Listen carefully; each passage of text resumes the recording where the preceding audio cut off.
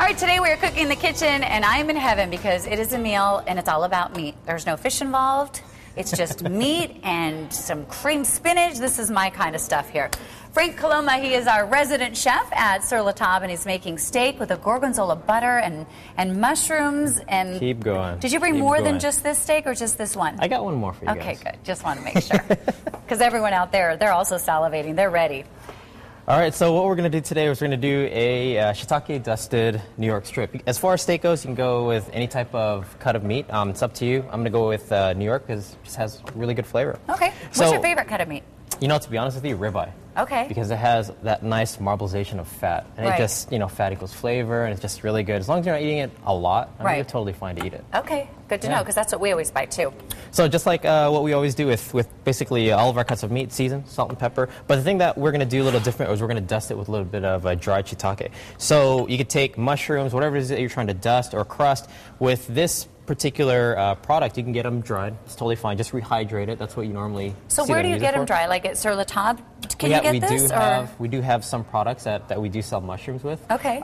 This one is just the shiitake style. So all we did was go ahead in a food processor, or you could use a burr grinder, whatever it is for your coffee, and get it down to basically a powder. Okay. So all we're going to do is basically season just like how we did with our salt and pepper. Just like that. Little goes a long way. Yeah. Don't want to And then when you put it on the grill, this just sort of pushes adheres. adheres to the steak. Exactly. Okay. Before we go on to the grill, a little bit of olive oil just to help it from sticking. And as far as the grill goes, we're going to go ahead with our stove cast iron grill pan.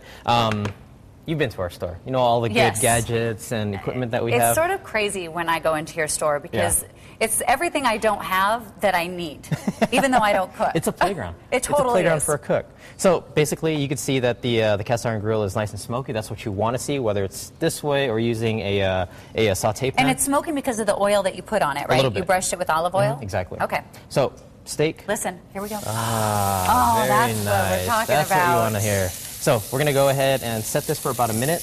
Give it a 45-degree turn, another minute to get that nice crisscross pattern. In the meantime, we can go ahead and make our compound butter for this. Perfect. So the compound butter is room temperature butter. We have a few ingredients. All we're going in is with a little bit of shallot. And do you use butter with, is it no salt? Right, unsalted butter. Unsalted butter, okay. Always, or just depends on the recipe? Pretty much always. You know, especially if you want to cut down on your sodium intake. A little bit of chopped thyme. And this is the special ingredient, a little bit of gorgonzola. Yeah, that's good Gorgonzola steak. So we're just going to put a pretty good amount. A little bit of salt and pepper. Watch how much salt you put in because of the cheese. Okay. I'm going to let you stir. Okay. Just go ahead and mix that all up. And all that basically is a compound butter. Compound butters consist of an infusion of ingredients, or like what I did, adding all the ingredients the same. And obviously the butter was at room temperature to make sure that it's easy enough to spread. Oh my goodness. Yeah, this is my favorite. Simple. And this is going to top our steak as soon as it's done. Okay. So now, all I'm going to do, turn my steak, like I said, 45-degree angle, off to the opposite side. Give it a little pat, just so it has direct contact with that grill pan. And this is the opportunity that I'm going to take to finish seasoning. Now, can the salt that you use be too coarse? I mean, I have some salt at home, and I don't use it as much as the sea salt because it's so big. Yeah, it can. Salt's basically going to dilute in moisture. Okay. If you have a big granulation of salt, what's going to happen is you're going to have some left over. Right, and I wonder why they even make it like that. What could you? You could finish with that salt. I mean, if you're using it for something like a soup or a stew. Okay. I mean, you have it'll enough for it to dissolve, right? Okay. Okay, so we are going to finish this up, and then obviously then you're putting some more of the powdered mushrooms on there. I guess what we call that.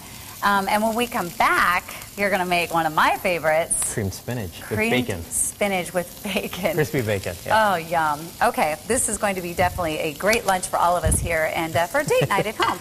You know what? When we find Jane a date, right? We saw Jane, our makeover, then maybe this is something her honey can make for her birthday. Or come to a class and they could cook together. Oh, that's romantic. Now you're thinking there, Frank. Yeah. All right, so we will be back in just a few minutes, and we're going to make that creamed spinach with bacon.